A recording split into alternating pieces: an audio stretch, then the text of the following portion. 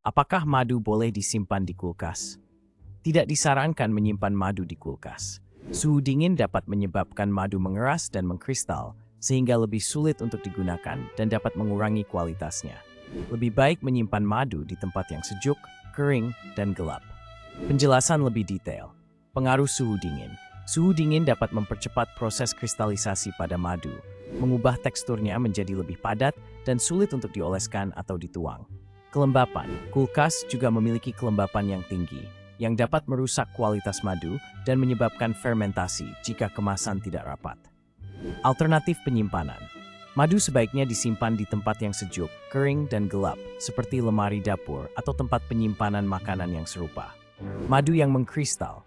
Jika madu mengkristal, Anda bisa memanaskannya dengan hati-hati di atas api kecil dan aduk hingga kembali ke tekstur cair. It's merisait semanas dan surungi, merebusnya, norutuit merusak kualitasmu.